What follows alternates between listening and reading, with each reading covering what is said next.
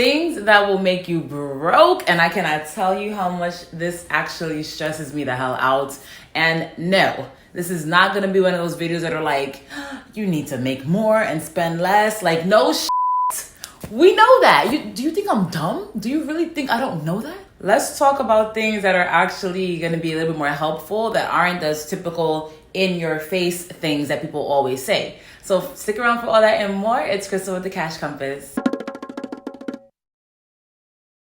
All right, welcome and welcome back. I am here to teach you all the things that you should have learned in school about money, but for whatever reason, they forgot to mention it. If you love all things personal finance, investing, and economics, you're definitely going to want to subscribe and hit that bell. If you don't do it now, I'm going to try to remind you later. Let's get into it. All right, the first one is staying at a job for more than 2 years. All right, I know that sounds crazy, but these companies don't give a fuck about you. Forbes said so. Let's go to the article.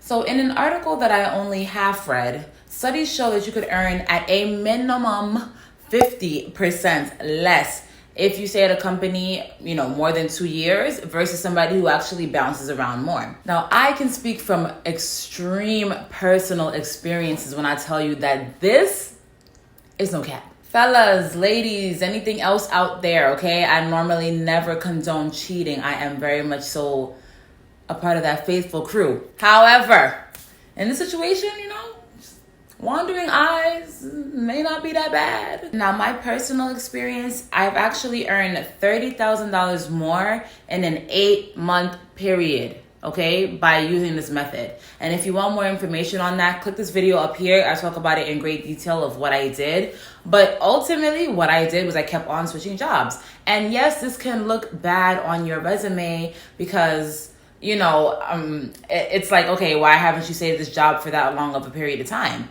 But it's their fault. You should have recognized that I deserve more money, okay? Employers are willing to hire new people and pay top dollar because they're looking for that new and good, fresh talent. And if you can properly market your skills, you can command a higher salary. Typically, when you stay at a job, and please tell me if this happens to you, because this happens to me all the time. In most situations anyway. But if you're staying at a job for an extended period of time, you're probably going to see a 3% increase. And after you adjust for inflation, which is like about 2%, you're really only earning 1% net, right? Because you might have earned 3%, but then your expenses also have increased by 2%. And that's just what they're telling us because survey says them a lie. Inflation is much higher than that. You can check shadowstats.com, which I always report on. This is not that kind of video, but if we're going by what the numbers that they report are, we are getting fleeced. So bounce around. Like I said, I had a $30,000 increase within an 8-month period because I chose violence, right? I kept it moving. The next one is budgeting the wrong way. So I'm not going to be in here telling you need a budget and you need to cut Netflix and whatever. Nah, we not doing that, okay? I would be the first to admit that Starbucks indeed sees me weekly, okay? And they may or may not know me by a first name basis. I'm sorry. I spend on average $44 a month on Starbucks. And since 2018, I have spent a little over $1,200, all right? In a 3-year period. Is that going to make or break me? No, all right? Conversely, with my rent, all right, I am still a renter for now. That will be changing eventually. But yes, I am still a renter right now, and I spend on average a little over $1,700 a month. And in this same 3-year period, I have spent $66,000 on rent. And that really just puts things into perspective. Like I need a moment.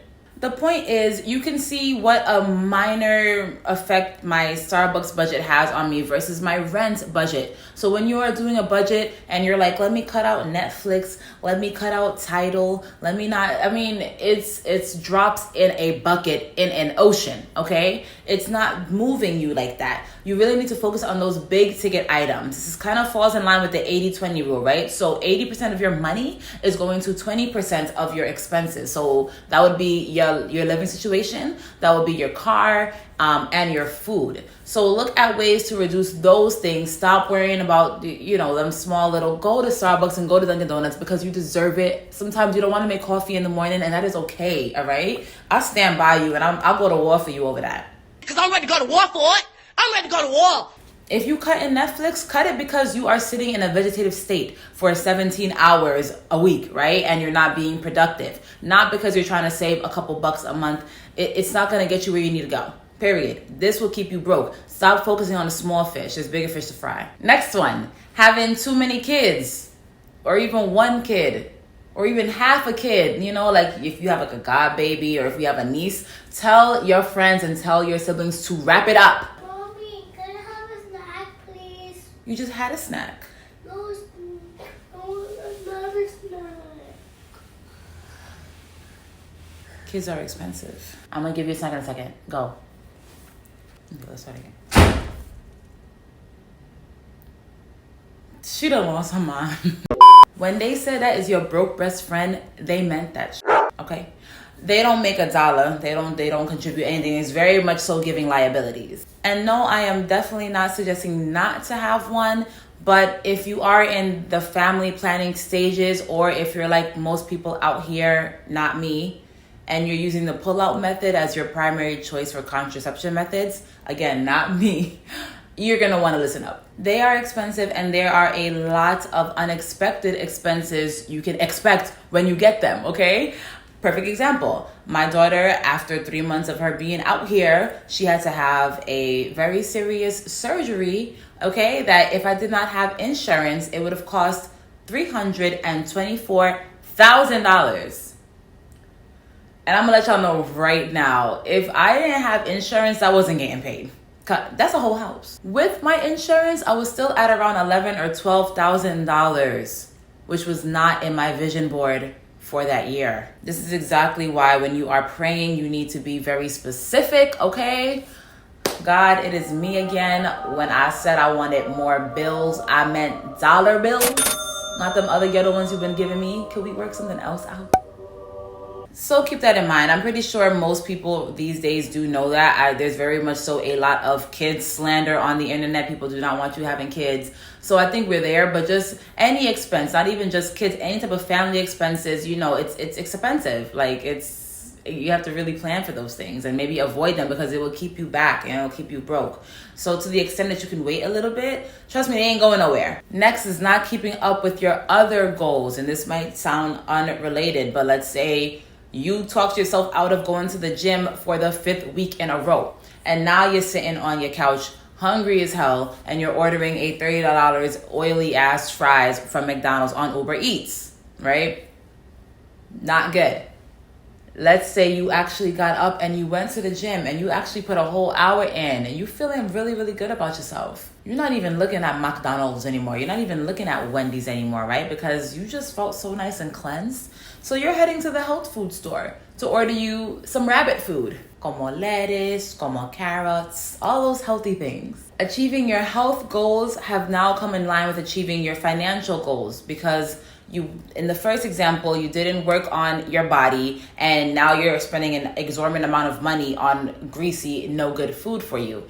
When you are focusing on your health goals, it inspires you to also eat better, clean, which is better clean eating. You're not spending money, carelessly on those food delivery places because you're already outside. Now you can go get your food yourself and go get healthier food that's going to actually nourish your body. So it has like a synergistic effect. You definitely want to make sure that you're working on other parts of your life because it's going to inspire you financially too. All right, I'm going to end it here because I do have to take care of my broke best friend. If you like this video, please give me a like. And if you aren't subscribed, please subscribe because I could see that y'all are not subscribed, but you're watching me though. So if you've already come here and this is your second time here, just hit subscribe for me, all right? But yeah, that will do it. Give it a like. If you have anything else going on, you know what to do. Definitely make sure you binge watch me. Check out my other videos. I have playlists. I got everything that you need, all right? And as always, keep your money up.